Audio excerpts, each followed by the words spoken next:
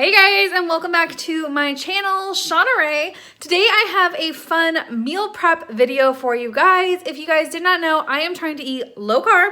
My husband is completely keto, and so I'm gonna be sharing with you guys everything we are prepping for our week. We both work full-time, so meal prepping is huge for us. We try to cook all of our meals on the weekends and then just eat them throughout the week. So I'm gonna be sharing with you guys what I'm prepping for our breakfast, as well as our lunches and some dinners, and as well as a dessert here at the end. I am gonna be trying out some keto brownies and sharing that recipe at the end. So stay tuned for lots of yummy recipes.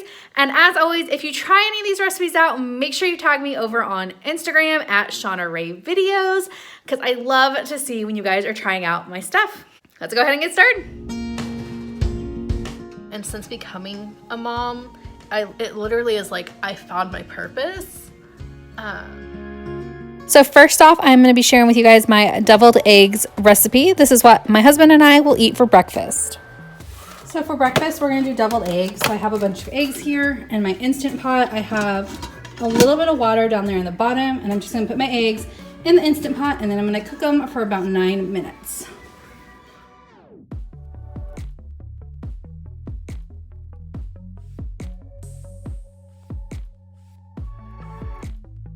So one good thing about cooking these eggs in the Instant Pot is you can do quite a few of them in here. So as you can tell, I'm piling them on top of each other.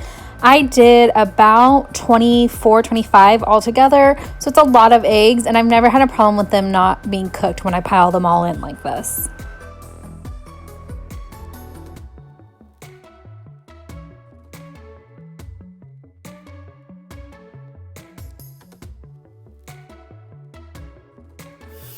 When the timer was up, I did do the natural release. So it's just releasing the rest of the steam right now. And then I'll take them out here in just a minute. And I'm just gonna take them out and put them back in their things and then stick them in the fridge, and I'll do the rest of it later. So that just went off. Let's get them out. Normally I would put them into an ice bath after they're done cooking to stop the cooking process. But I didn't have a bowl big enough to stick all of them in there. I didn't want to use that much ice because it does take a lot of ice. And so I just decided to stick them straight in the fridge. And luckily it does seem to have stopped the cooking process pretty quickly. And they all seemed to cool down pretty well and pretty quickly before I was ready to do the rest of everything with them.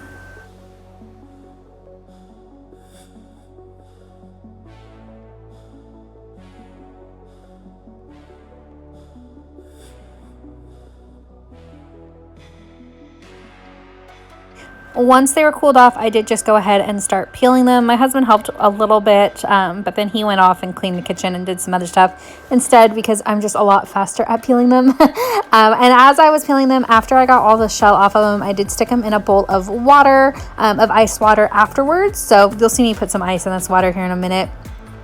And that's just so I can like rinse the eggs off and keep them cool while I'm peeling all of them, because I had quite a few eggs to peel.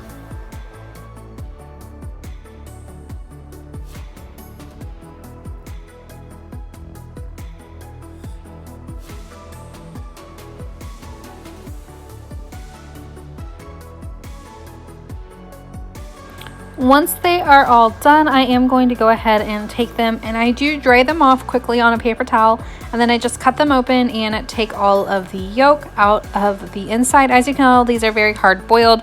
That's how we like ours. I don't like mine like soft and like gooey at all on the inside. I want it extremely hard and like almost like kind of, I don't know, just I want it hard boiled. So that is how I cook mine. If you want yours less hard boiled, just adjust the time a little bit by a couple minutes here and there.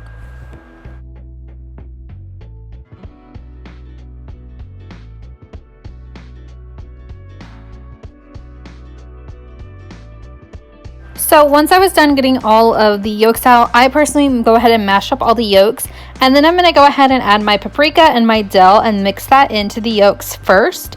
And then I'm going to go ahead and take some mayonnaise and some mustard. I don't measure any of this. I just dump it in, and then I kind of taste it as I go to see if I need more of anything as I go.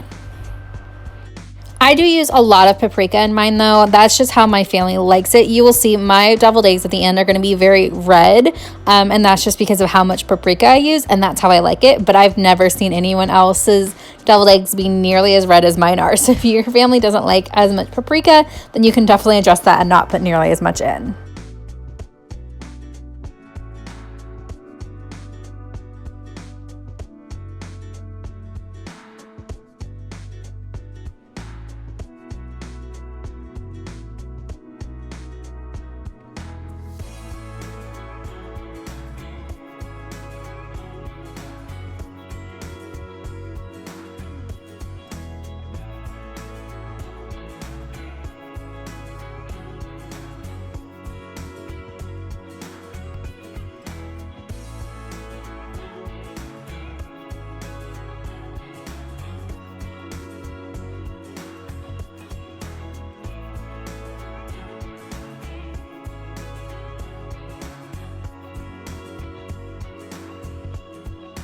Now at this point you can just spoon the yolk mixture in, but since I'm making so many at once, I am going to go ahead and dump all of the yolk mixture into a large Ziploc bag and then cut the corner tip off and then just like kind of pipe it into all of the eggs. It just went a lot quicker, a lot easier, a lot less messy. It was just overall a lot better.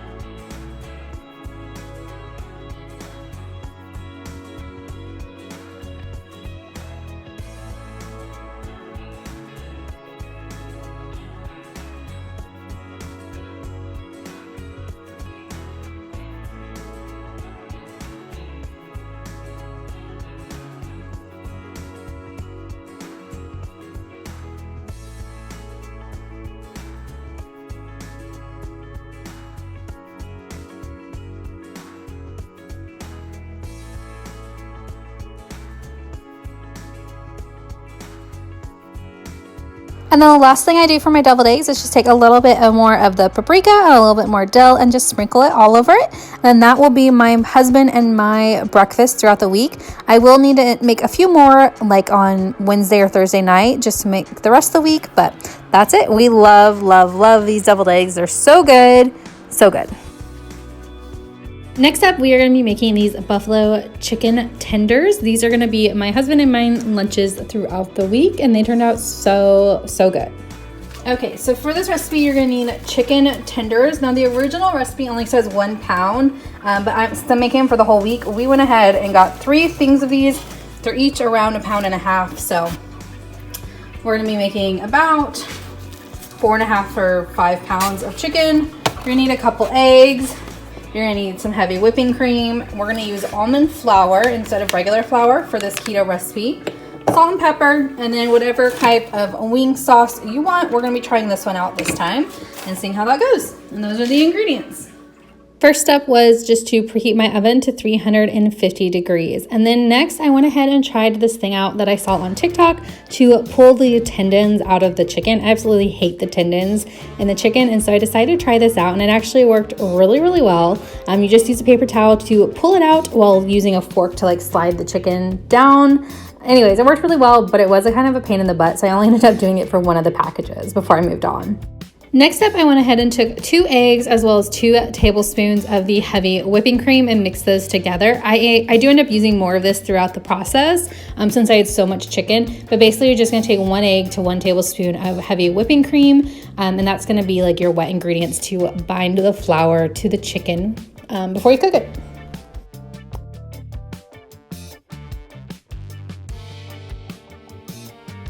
Next, I'm going to go ahead and take some almond flour and dump that out onto a plate, and then I'm going to mix in some salt and pepper just to give that some flavoring. Here in a little bit, I do end up adding some coconut flour to it as well, just because I realized I was running out of almond flour really quickly, and I actually needed some for another recipe later on in this video as well, so I didn't want to use it all.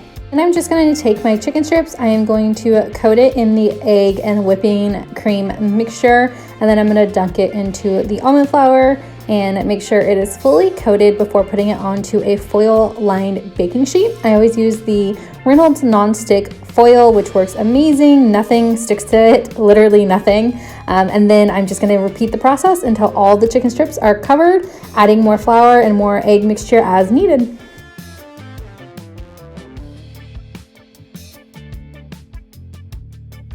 Okay, so my first set of tenders are done. If you can tell, these ones look a little yellower and these ones look whiter. That is because these ones just have almond flour on them. About halfway through, I decided to mix coconut flour and almond flour. Both are keto-friendly baking alternatives, but we had some coconut flour and I realized pretty quickly I was gonna run out of almond flour. So I did half and half for most of them. So that's why they look a little whiter. But now I'm gonna stick these in the oven and cook them for 30 minutes. If they don't get as crispy as I like them, you can also boil them at the end, broil them at the end, and I'll show you guys how to do that if I decide to. But my oven is preheated. I'm just gonna stick these in. These are gonna cook at 350 for 30 minutes. Okay, so my timer just went off. The ones on the top have only been in there for 15 minutes. The ones on the bottom have been in there for 30. As you can tell though, they're not very brown on top. So I am gonna go ahead and turn the broiler on and let those cook a little bit more. I'm just gonna switch them to the top rack first. Okay, so I put them under the broiler for about 2.5 minutes or so, and they look a lot better. There's still a couple areas where I wish it would have kind of crisped up a little bit more, but that's okay. They look really good. I'm gonna let them chill out and cool off for a few minutes before I put the buffalo sauce on them. If you're just wanting chicken tenders, you can eat them just like this. They would be perfect, but I am gonna put some buffalo sauce on them so we can have buffalo chicken tenders. Okay, so now I'm gonna add the buffalo sauce. For this step, the directions actually recommend you putting the chicken and the buffalo sauce in a Tupperware and shaking it gently. I'm worried that the coating will come off if I do it that way. So what I'm gonna do is I'm just going to take my buffalo sauce, put it in a bowl, and then I'm actually gonna use one of these like pastry brushes and brush it on both sides.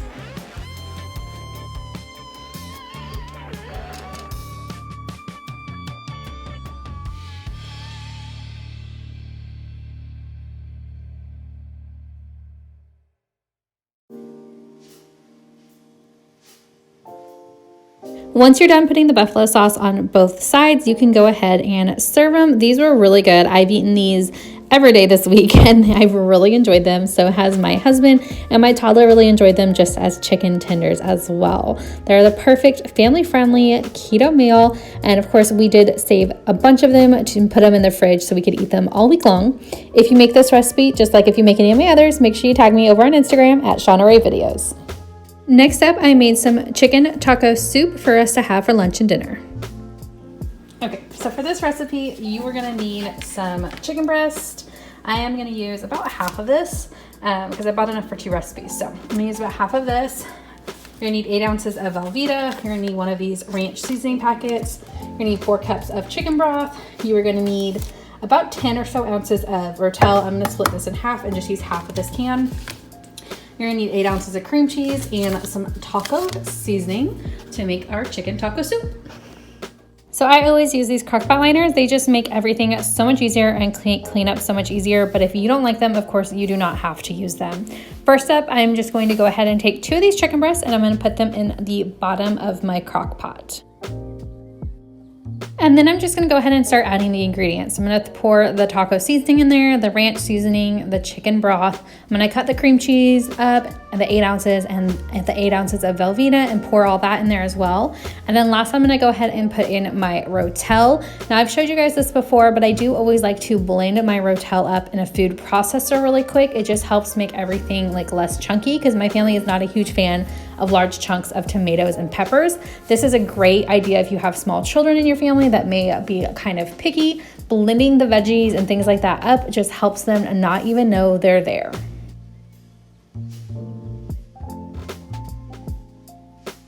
And then I'm just going to put the lid on tight and we are going to cook this on low in my crock pot for 8 hours to make sure the chicken is completely done. 6 to 8 hours depending on your crock pot. Once it's done, I'm just going to open it up, and then I'm going to take the chicken out and shred it and then mix everything up really, really well.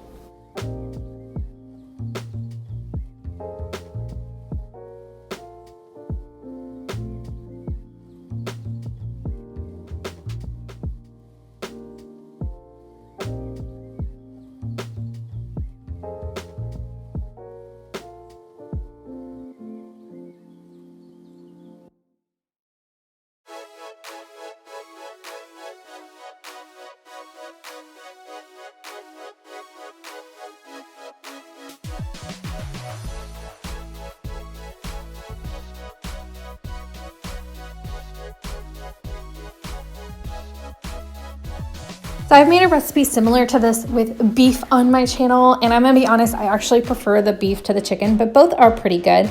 We ate this all week as well, and it's really, really good. It stores really easy, it reheats really well, and it's just a really good soup to just have on hand. I bet this would also be perfect in the winter months when you're wanting something like warm and cozy.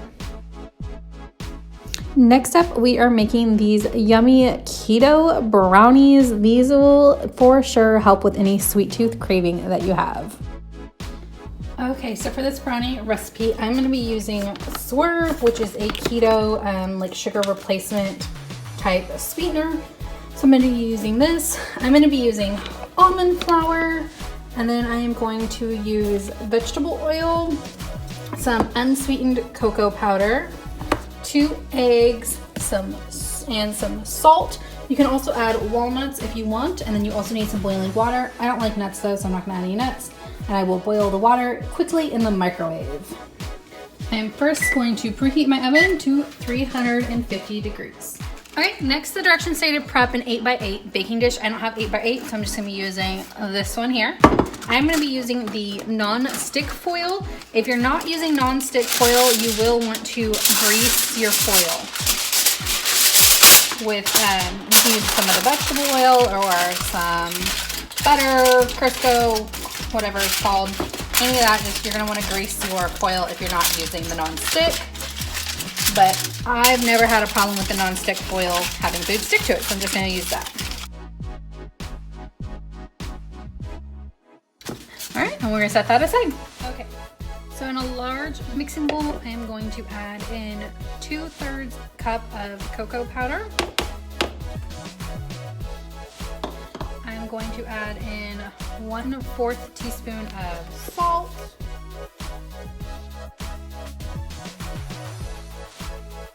And then I'm going to add in 6 tablespoons of boiling water, which I just measured the 6 tablespoons and then I stuck in the microwave. I'm going to stir that together until it is smooth.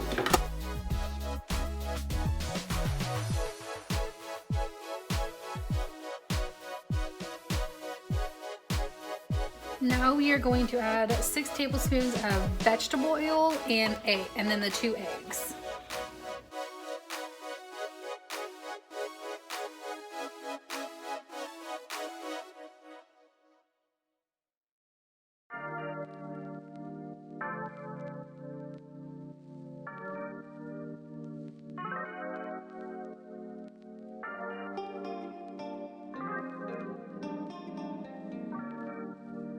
Now we are going to add the sweetener and the almond flour and mix all that together.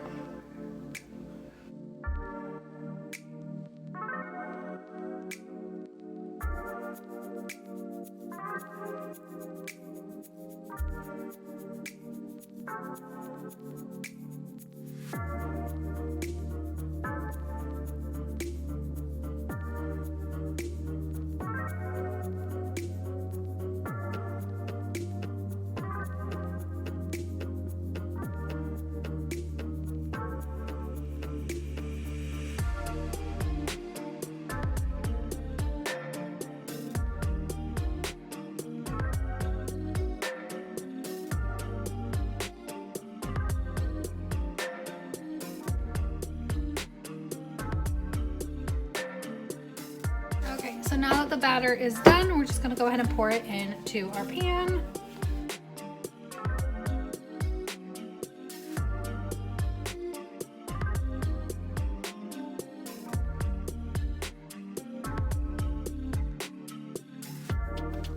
And then I'm just spreading it out so it's even all around the pan.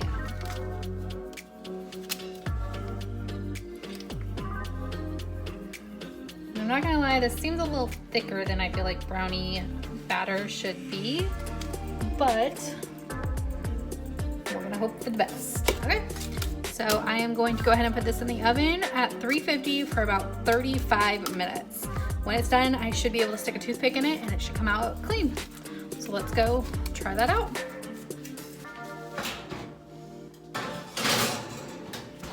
So the brownies finished a few minutes ago. I let them cool in the pan for like 5 to 10 minutes. And then I just pulled the foil out. It was super simple and easy, and just laid it on a wire rack. I'm gonna let it cool here for about 2 hours until it's completely cool. And then we'll cut them up and try them out.